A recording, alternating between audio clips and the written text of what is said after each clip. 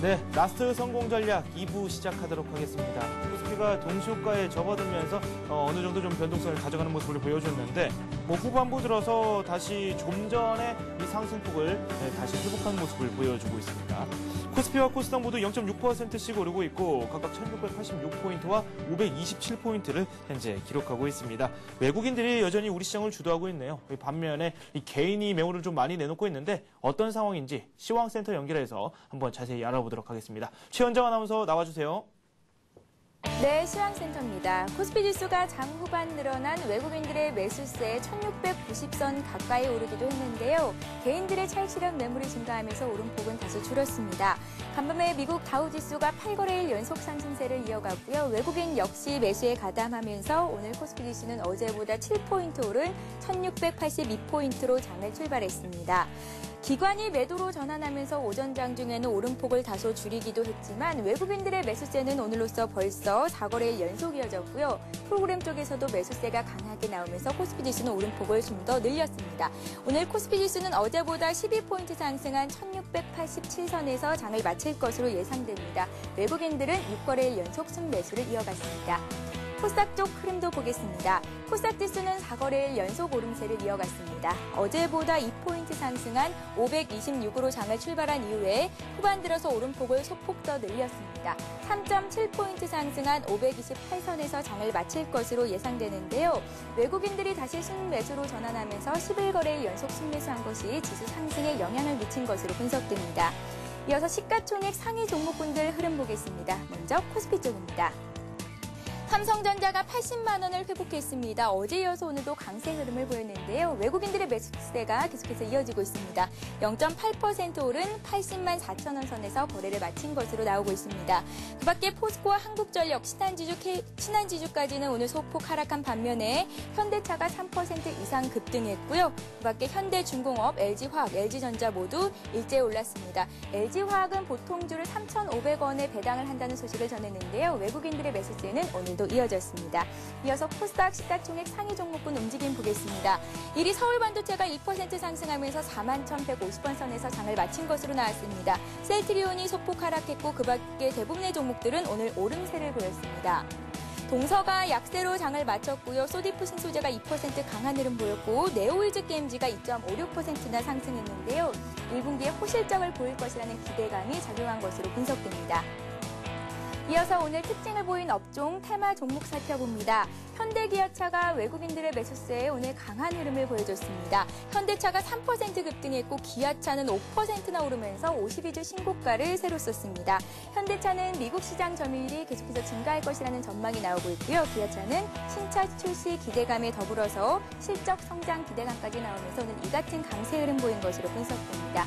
이어서 오늘 반도체 관련주들의 흐름도 괜찮았습니다. 메모리 반도체 가격이 계속해서 상승하고 있고 그 밖에 PC 생산업체들이 D램 물량을 확보하기 위한 경쟁에 나섰다는 소식이 매수세를 이끈 것으로 분석됩니다. 삼성전자, 하이닉스가 일제히 올랐고요. 동부 하이텍, IPS 등도 오늘 8% 급등하면서 7,950원 선에서 장을 마쳤습니다.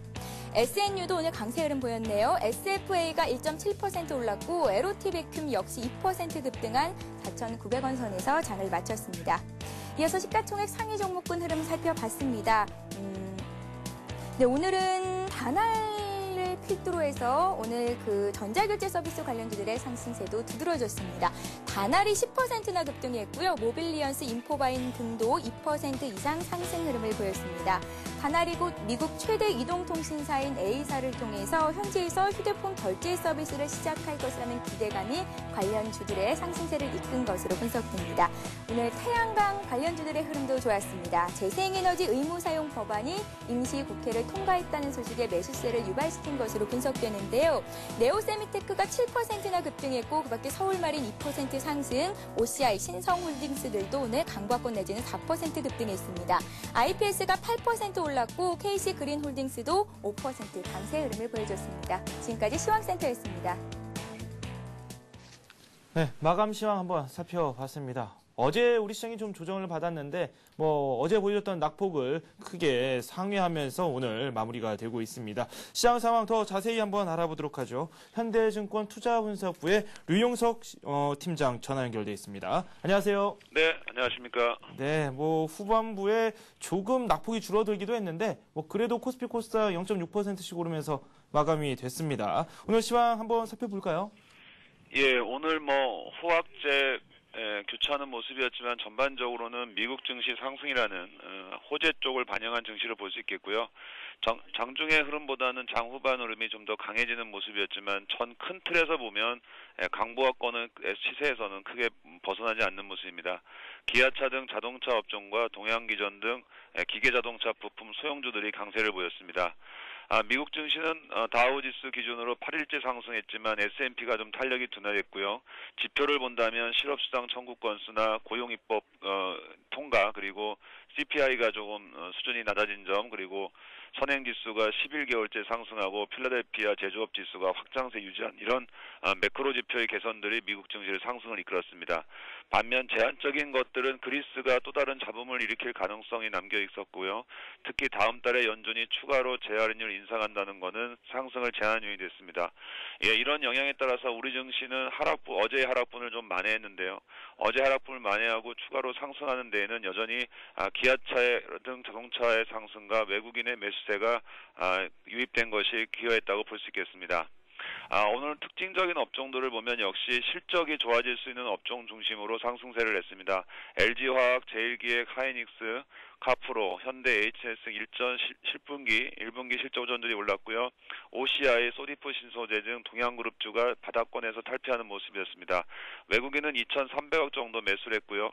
전반적으로 6,600억 이후에 어제는 3,000억, 오늘은 2,300억으로 순매수 강도는 약화되는 모습입니다. 오늘은 특히 IT 다음으로 자동차를 좀 더 많이 했고요. 일본은 오늘 상승 마감을 한 반면에 상해지수는 보합권에 머물렀습니다. 네, 뭐 오늘 우리 시장 뭐 여전히 외국인들이 주도를 하고 있습니다. 오늘까지 6거래일 연속 순매수를 하고 있는데 매수 강도도 좀 지치지 않고 계속해서 끌어모으는 모습을 많이 보여주고 있거든요. 대형주 중심으로도 장을 이끌려는 그런 모습도 많이 보여주고 있는데 그 외국인들 근황도 함께 소개를 좀 해주시죠. 예, 최근에 외국인들이 주식을 사는 배경에는 아마 여러 가지가 조금 복합되어 있다고 보는데요. 하나는 아무래도 그동안 위험 요인으로 봤던 그 G3의 문제, 즉 중국의 긴축 강도의 문제라든가 추가적인 연준의 그 저금리 기조의 한계성에 대한 그 우려 그리고 그리스 문제 이런 것들인데 이것들이 3월 중후반을 들어서면서 좀 더 완화되는 모습 속에서 아마 안도랠리 측면에서 매수가 유입된다고도 볼 수 있고요. 또 하나는 미국의 경기회복 모멘텀 여전히 견고하게 유지되면서 경기회복 기대에 대한 위험 선호 자산에 대한 선호 현상에 대한 일환을 볼 수 있습니다. 특히 여기에 이제 일부 얘기된 것처럼 한국이 5월이나 6월 정도에 MS 선진국 지수에 편입될 가능성에 대한 추가적인 편입이라고 볼 수 있겠는데요. 전반적으로 이런 매수세는 미국 증시 상승과 함께 이어지기 때문에 미국 상승 기조에 따라서는 외국인 매수는 당분간 유효하다는 판단을 갖고 있습니다. 다만 이것이 새로운 외국인들의 매수의 시작인지 아니면 앞서 말씀드린 대로 위험 완화에 대한 것이라든가 마지막 미국 경기 파동의 그 모멘텀을 반영하는 것이라면 외국인 매수세는 좀 더 이어지더라도 장기적으로 이어지기보다는 어느 정도 시점에서는 한계를 보일 수 있는 가능성은 여전히 좀 점검해야 될 변수가 되겠습니다. 네, 그렇군요. 외국인들이 계속해서 순매수를 하고 있지만 매수 강도는 조금씩 약화되고 있다는 의견을 제시해 주셨습니다. 미국 쪽 상황도 이와 다를 거 없을 것 같습니다. 우리 증시는 이렇게 반등에 성공했고 미국 증시 같은 경우는 8거래일 연속 이 상승에 성공했는데 지금 상승 강도가 조금씩 약해지는 모습도 나오고 있고 종목별로는 피로감을 느끼는 종목들도 있거든요. 이렇듯 해외 변수들도 한번 잘 살펴봐야 다음 주 전망을 해볼 수 있을 것 같은데 해외 사정은 어떻습니까? 예, 일단 지금 미국 증시는 이제 사실상 관건은 이제 추가 상승을 얼마큼 하느냐에 아마 시장의 관심이 집중될 것 같고요. 다음 주에 있을 미국의 제반 그 경제 지표 흐름이나 증시 환경으로 보면은 미국 증시가 갑자기 꺾이진 않을 것 같고요. 상승 기조를 이어갈 것 같습니다. 상승의 기준이 이어진다 하더라도 이번 상승이 미국 증시가 새로운 랠리의 기준보다는 기존 랠리에서 이어지는 마지막 그 파동의 이론적 그 상승 기조가 강한다고 본다면은 이번에 미국 증시가 얼마나 더 오를 건가를 점검하는 게 필요한데요. 미국 증시를 S&P 기준으로 본다면 1차 상승 구간과 2차 상승 구간을 나눌 수 있고요. 지금은 마지막 3차 구간의 상승이라고 봐도 큰 무리가 없는데요. 여기서 추가로 저점 대비 20% 정도 상승한다면 S&P 기준으로는 대략 현재 전 1660선인데요. 한 1260선까지 한 100포인트 정도 상승 여력이 있어 보입니다. 15% 정도 오르더라 하더라도 대략 1200선은 넘을 것으로 보여지는데요. 이 정도 지수대이면은 과거 리먼 브러더스 사태 바로 직전을 약간 상회하거나 그 수준에 머물 수 있는 수준입니다. 따라서 이 정도까지 상승 여력을 충분히 보유한다고 보면 우리 증시가 이를 추종해서 따라간다고 보면 우리 증시 상승 여력은 대략 1220선을 넘어서 대략 1700선 20선을 넘어서 1760선까지 현재 수준보다 대략 90포인트 정도 추가 상승을 할 것으로 예상을 하고 있습니다. 이렇게 보면은 지수상으로 보면은 5% 정도 내외의 상승이라는 점에서 시장은 종목별 시장 대응을 할 것 같고요. 특히 3월 말과 4월 초가 실적을 반영하는 만큼 실적 중심의 시장 대응인데요. 여기서는 자동차 주식이라든가 반도체 주식이 실적과 관련이 굉장히 높을 것 같고요. 그 외에도 종목을 본다면 LG화학이라든가 소디프 신소재, HTG텍, 대상, 한진해운 등이 이런 실적과 관련이 있을 것 같습니다. 다음 주 후반에 아마 그리스과 관련한 잡음에 대해서 단서가 나올 것 같은데요. 단기적으로 다음 주 초반에는 그리스 문제는 영향이 없을 것으로 보이지만 이달 말에 있는 EU 지원 문제가 난항을 겪을 경우 4월 증시의 중요 변수가 될 것으로 예상을 하고 있습니다. 네, 그렇군요. 그리스 문제라든지 여러 가지 잠재적인 악재가 남아있기 때문에 해외 변수에 있어서도 우리 증시가 좀 긴장을 하고 살펴봐야 될 부분이 아닌가라는 생각이 듭니다. 지금 해외에서도 증시가 활발히 펼쳐지고 있는데요. 일본 증시 계속해서 0.6%대 상승세를 이어나가고 있고 중국 증시가 장중에 하락세를 보이다가 지금 후반부 지나가면서 지금 강세장으로 전환이 되고 있거든요. 지금 상승폭도 확대를 하고 있는데요. 그 아시아 쪽도 한번 살펴보도록 할까요?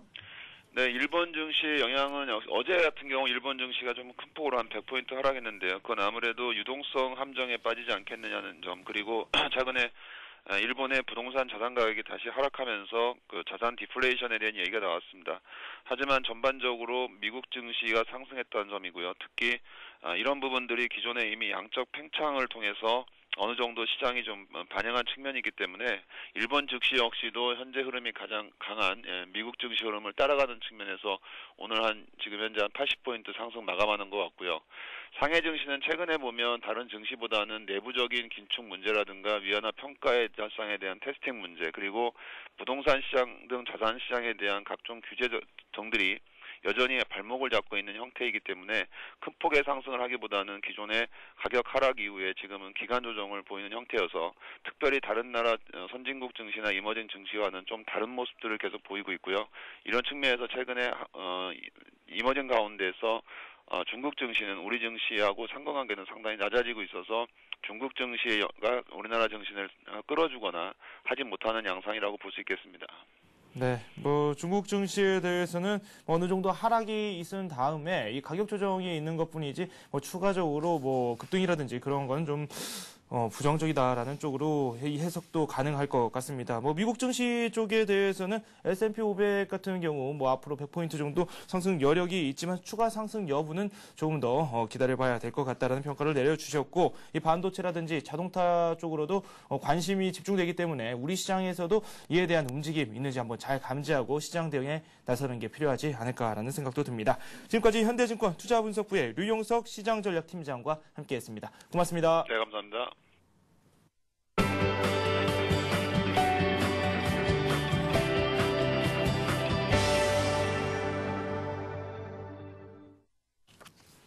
이 시각 주요 뉴스입니다. 우리나라가 글로벌 모바일 강국으로 도약하기 위해 연구개발과 인프라 확충에 총 7,600억 원을 투입합니다. 정부는 오늘 글로벌 모바일 강국 실현을 위한 산업계 간담회에서 무선망 시스템 개발, 모바일 기기 주요 부품 국산화, 모바일 소프트웨어 발굴 등에 2014년까지 5,981억 원이 필요할 것으로 예상했습니다. 또 다양한 모바일 응용 소프트웨어와 다중통신 모뎀칩 개발에 1,800억 원을 투자하기로 했습니다. 정부의 이 같은 지원에 맞춰 삼성전자와 LG전자, 펜텍 등 국내 휴대전화 제조 3사는 올해 R&D에 3조 1,600억 원을 투자하기로 했습니다. 삼성전자가 올해 매출을 작년 대비 2자릿수 이상 늘리고 영업이익도 지난해 수준 이상 거두겠다는 목표를 제시했습니다. 최지성 삼성전자 사장은 오늘 오전 주주총회에서 이 같은 내용의 2010년 경영계획을 보고했습니다.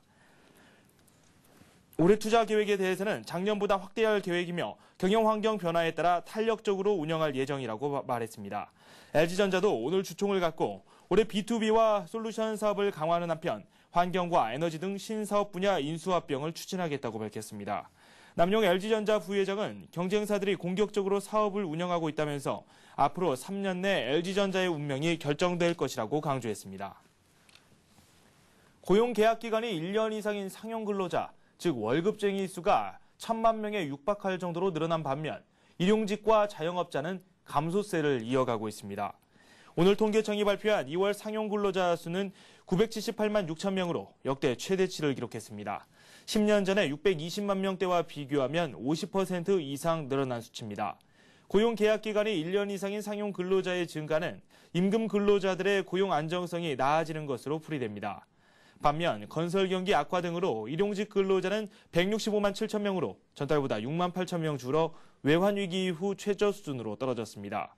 또 자영업자는 548만 9천 명으로 전달보다 1만 4천 명 늘었지만 경기 침체 여파로 외환위기 이후 최저 수준에 머물렀습니다. 이명박 대통령이 정부는 추구하는 건 사교육을 없애자는 것이라고 강조했습니다.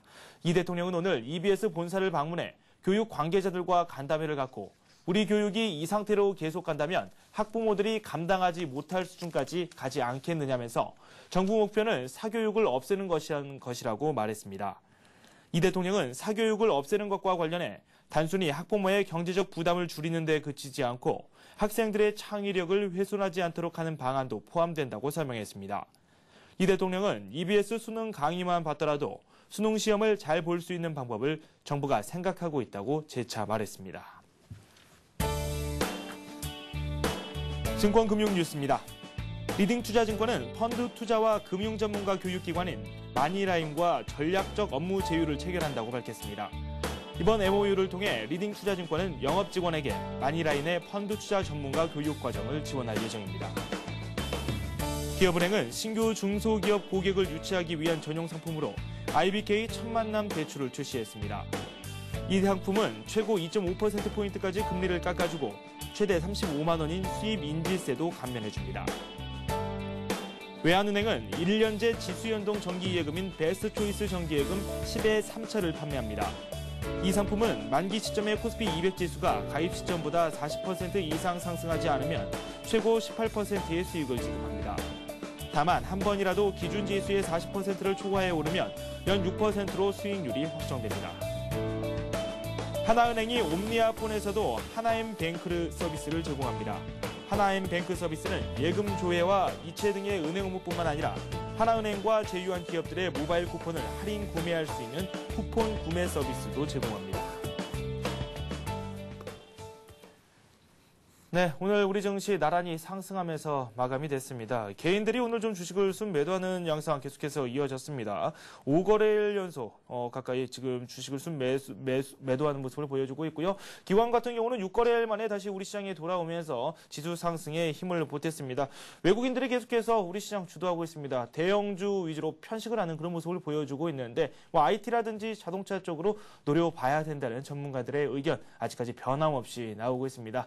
오늘 저희가 준비한 소식 여기까지고요. 저는 다음 주에 다시 찾아뵙도록 하겠습니다. 여러분 고맙습니다.